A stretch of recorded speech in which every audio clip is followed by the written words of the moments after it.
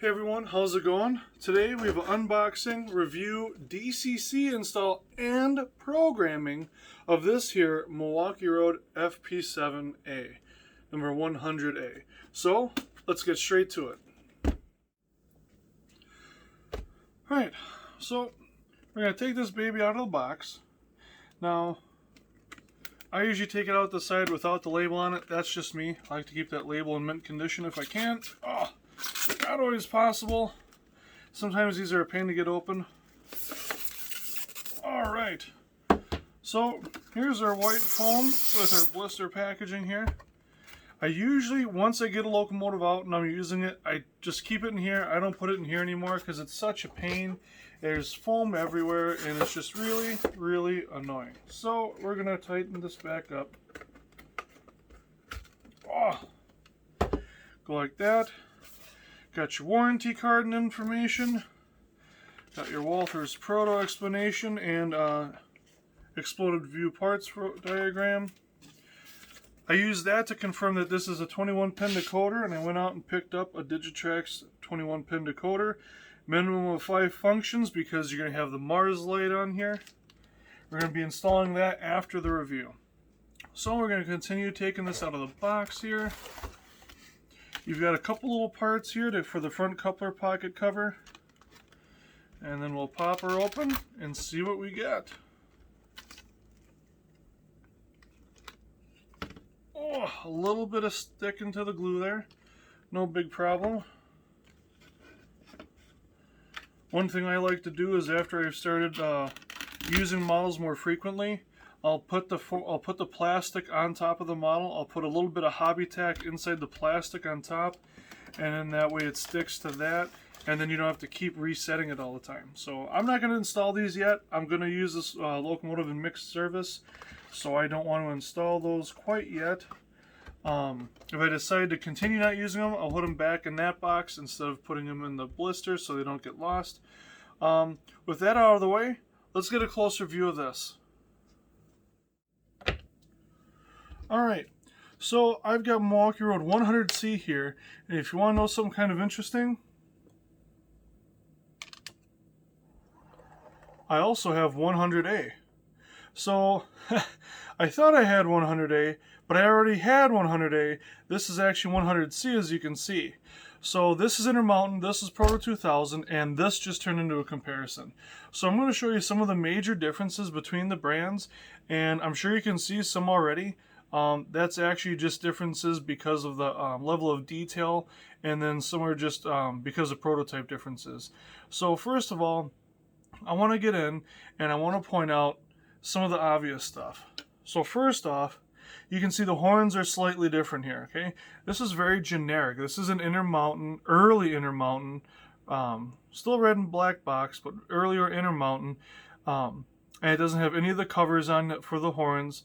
Not the best horns. You can see all the sprue marks and everything on it, but it's got the wipers. It doesn't have any of the railings or grab irons across here, the deflectors, antenna, anything. So this is kind of a bare bones unit, kind of a generic unit. Again, the earlier years. Of course, here you've got your exhaust stacks. This Proto 2000 model has the spark arresters on them, and slightly different details for the steam generator. So now as we go around to the front, you're going to notice some other differences. I'm going to come around the other side here quick and I can point it out better. So as you can see here, with the Proto on the left and the Intermountain on the right, you can see the different pilots. So this has got a full surround pilot on it, where it's got plastic everywhere, whereas this one has an open on the bottom. Now, is one better than the other? Well, maybe not, maybe so. But this one, you're probably not going to have a coupler cover on. But this one, it'll pop in real easy. I don't know if I would glue it. I'd probably just snap it into place and leave it be. But you can see there's a little bit more definition, a little bit more, I'd say, quality to the detail on this one. I'd say this looks overall better. The green goes a little far back on the Intermountain towards the windows. The wipers, I think, are a little bit nicer on this. They're a little bit finer detailed. Those are just kind of rough. You can see the lighting is a little bit different, the way the lights are set in these. And then you can also see the detail with the red here. And the grab irons, the plows are, again, getting to the sides a little bit more, are a little bit different, still similar. And then of course, getting over to the cab detail here, You've got your electrical hookups here and here. I think those are electrical hookups. I'll be honest, I don't know. On this model, you do not have a mirror. On this one, you do. And then you've got this little plate here. I'm not even sure what that is. You got better detail on the steps. That's just silver. As we turn this a little bit more, I want to point out underneath this model is black. The bottom of the frame is black on the Intermountain. On the Proto, it's all silver to match the trucks and the other detail. As we continue to turn, you can see the lettering is about the same. The colors are a little different. The colors on the Intermountain are a little bit darker. I guess there's no way to really say which one's more appropriate than the other, given that Milwaukee Road had such a variety of paint that they ended up using. You could have 100 engines of the exact same series and everything. You could have 2 different oranges, 2 different yellows, or whatever. But you can continue to see some more detail on this guy. You can see the road numbers are a little bit different. The way the placard is about the same. The placement is a little bit more forward, I want to say, on the Proto than on the Intermountain, and you can see that the hundreds are different. So whether one's a little bit earlier, one's a little bit later, I'm not sure. Sean McGrath would actually be the guy to know about that. He's kind of like the F-unit curator among Milwaukee Road modelers. So going to the back here a little bit, I know this is going to be a working light on the Proto unit. You've got your gray diaphragm, you got your MU hoses, your coupler, your scale, or not scale, your typical Protomax coupler. It's a metal coupler, not quite as good as Katie. I find that these stick for me, particularly on the mainline freight cars, whether it's due to the casting releasing agent or whatever, they just get sticky. I usually replace these with semi-scale anyways, as they have on the Intermountain here already. As far as I know, the Intermountain rear light does not work. I could be wrong. I don't really use this that often, and when I do, it's backed up to passenger cars, so you're not going to see it much anyways.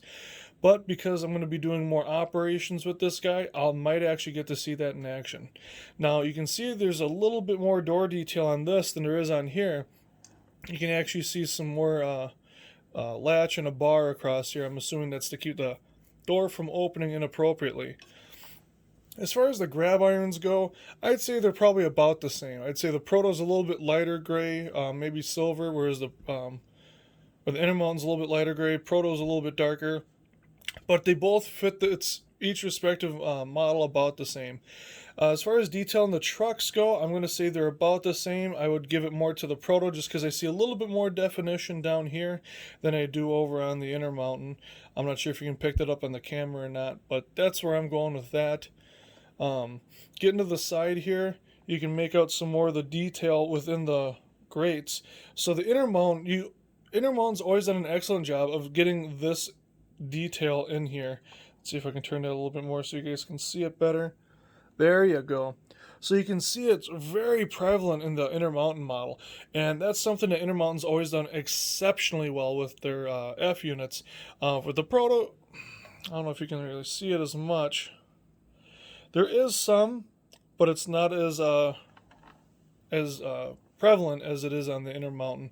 And something else that's really nice, I've had this issue with all the F units I've owned over the years, from Athearn and Proto and Intermountain and everything else, is that both Intermountain and the Proto, I haven't had problems with the grills. I've had that issue on the E units with Walthers, but on the F units, it's not such a problem between the Intermountain and Proto. I have had it on some Athearn units, but thankfully, because my basement is both dehumidified and climate controlled around year round, I have pretty good luck with that, although my covered hoppers may not attest to it. So before we go too far, I want to point out the interiors here. So this one, you do have a green interior. This one has a gray interior, but you have people in this one, so it's got a little bit more detail going for it. And actually something I just noticed, I don't know if you're going to pick it up on here. I'll zoom in a little bit more. There you go. Much better. As you can actually see a little bit more nose detail right here. There's a little deflector. Let's see if we can get this to show up. So it's hard to see either way you go about it, but there's a small deflector right here. I'll give you guys one more good slow spin with this so you can kind of compare. I want you to take a look at the cab detail and the lettering for the 100, and of course for the number boards. So on here, on the Proto, you can actually see, let's see here if I can get that to lock. There we go, perfect, okay. So the 100C here on the Proto is actually going to be cast in black with the see-through 100C, it looks like. That's what I believe it is. If I'm wrong, please correct me. I'm not afraid to be wrong. I do it quite frequently, actually. But I believe these will light up better than the Intermountains do. It's just a bulb, LED bulb behind it. It's not pretty. There's light filtering out everywhere underneath. So when I get this thing on the track to test it, we'll test them side by side with the lights off, and we'll actually see how nice they show up at night. I'm expecting the Proto to be surprisingly nice. So here's another really good way to look at these F units. I'm sorry I didn't zoom in sooner. But you can really make out the detail a little bit more here. So looking at the trucks, you can compare them a little bit better. I want to say that the silver is about the same. I don't know if it's the Proto stuff that just has a little bit more definition to it in detail, but you figure that Intermountain model is probably 10 years old, so it's doing all right. It's holding its own. Will I run these together? I don't know. It might be worth getting rid of that Intermountain and picking up another one of these.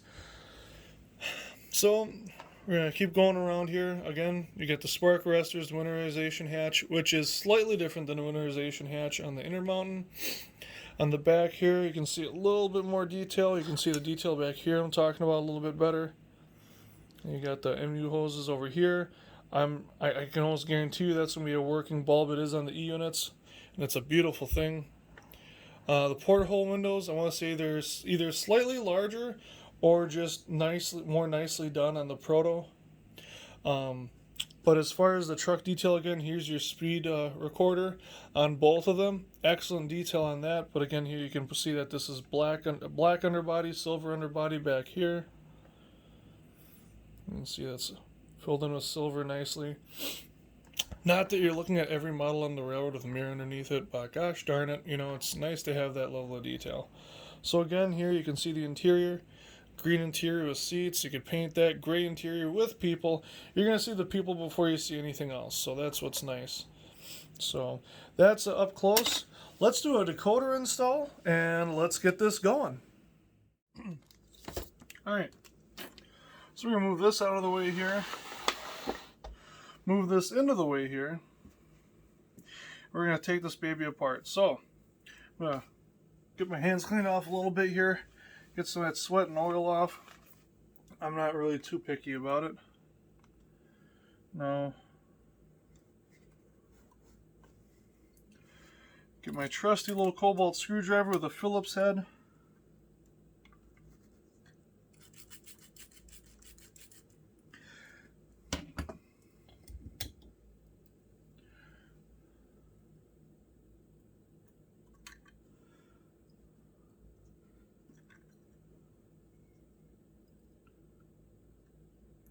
Just carefully take everything out. They've got kind of unique small couplers in here. Again, that's partly because it's such a small space. They're very careful about it. So there's a sprung pocket in there. I'm not a huge fan of that. I would replace it with a semi-scale, and that'll happen eventually, just not today.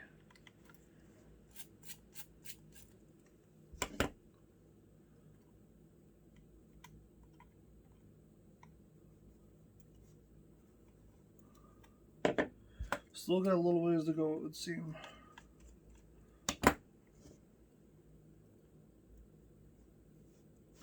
Okay. So this one seems like it's going to be screwed or threaded into the pocket, because I've got it out of the car body, but it's actually into the coupler pocket, which is kind of weird. But we'll work with it.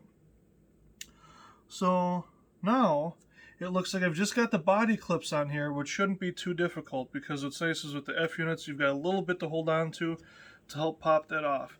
Now the big thing we want to be careful of here is to make sure that we don't have any wires getting broken as we pull this off.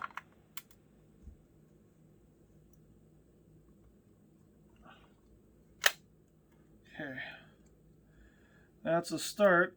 Oh. I have to get the back. I want to make sure that we catch it when it falls. I don't want to be replacing this engine.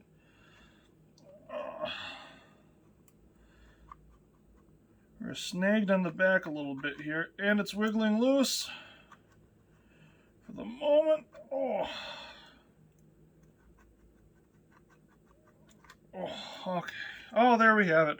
Alright, so what's nice is if you go to replace this, there's nothing other than a really snug fit keeping that on there. So I'm going to clean off some of this flashing that's on here. And we're going to swap out that 21 pin board for a 21 pin Digitrax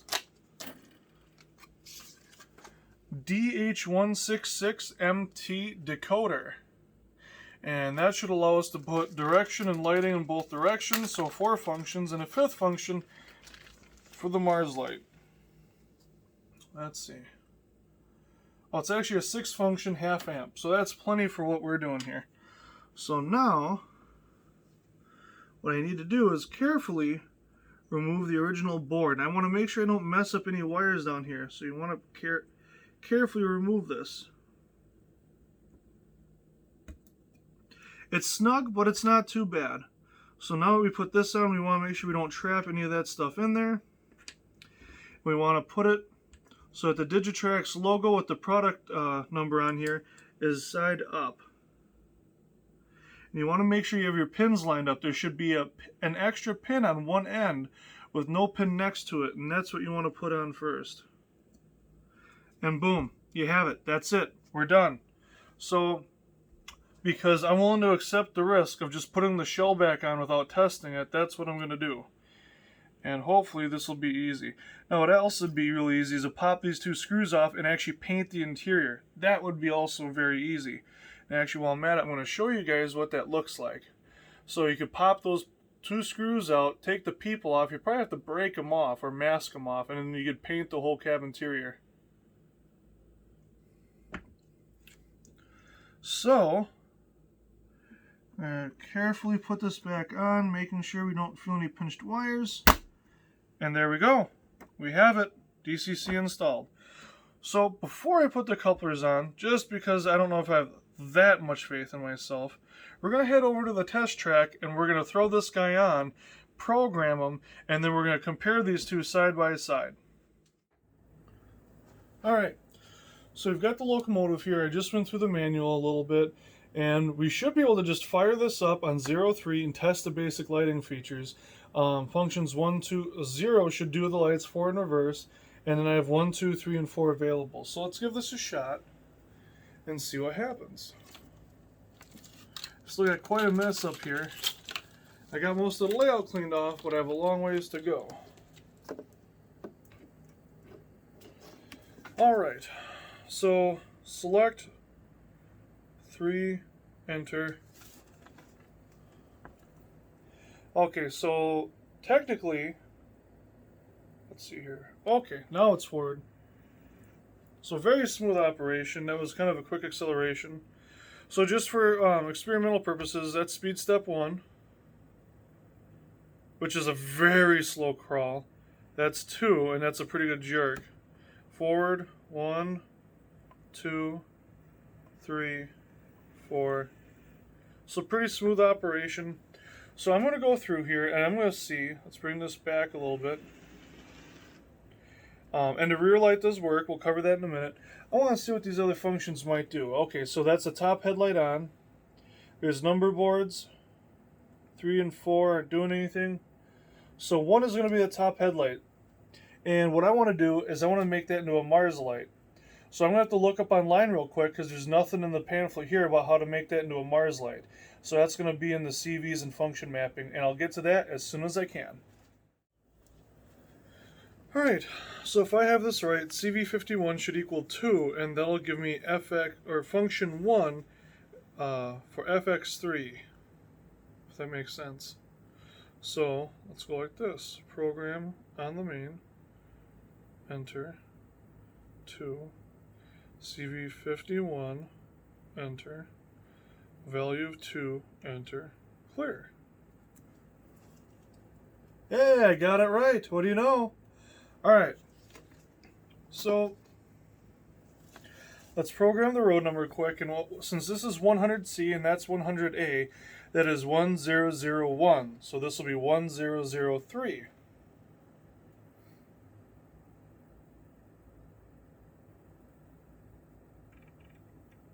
Perfect. So we're going to turn on the headlight, Mars light. Now we're going to add some momentum.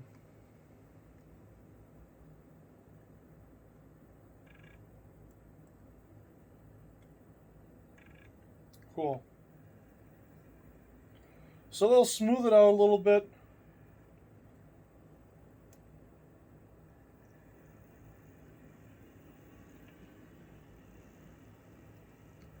Or not. Or just take it all the way off. So there's a little bit of momentum in there, and that's good. I set it at 25.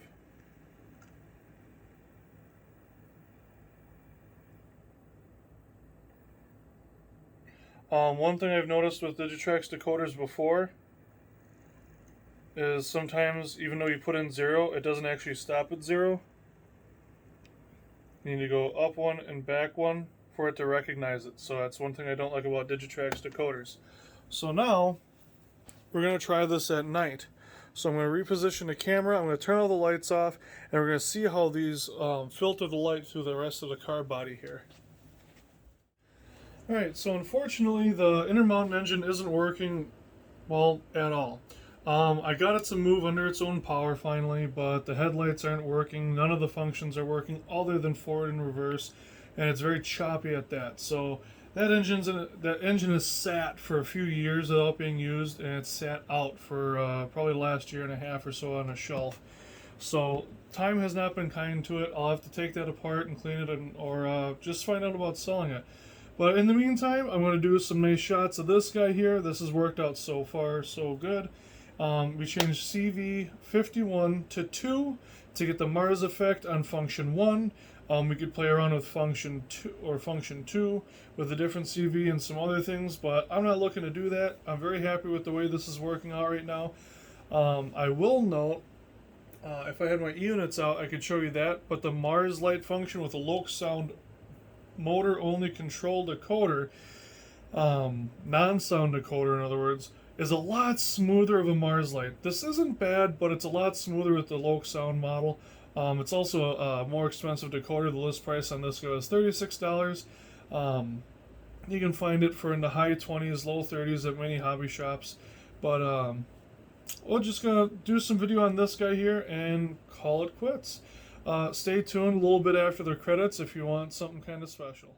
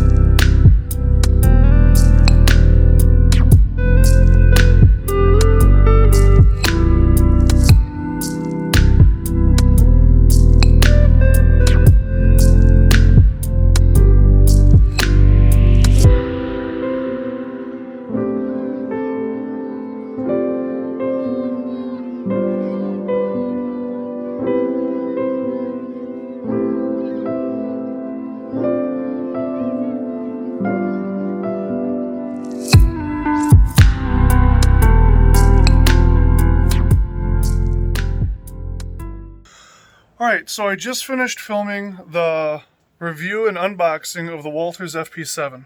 So now what I'm going to do is I'm going to flip the camera around, and this is my first giveaway.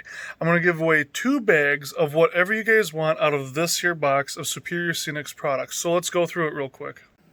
Alright, so I'm going to let whoever gets the first person to comment that you want, that you want the free stuff included in this video. You need a comment saying, I want the free stuff, and you're going to pick out 2 of whatever you want here. So we've got some Pink Lady Ultra Fine.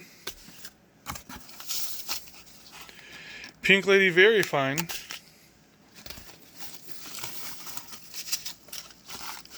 Some Pink Lady Fine.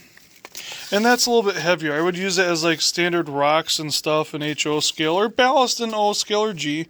The Very Fine I would use as ballast in O, or some heavier rocks in HO.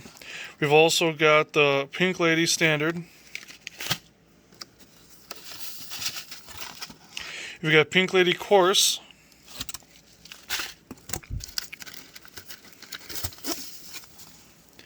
More Very Fine. Small Boulders. Wausau Red Granite Fine. More Ultra Fine. Some Western Blend Ultra Fine.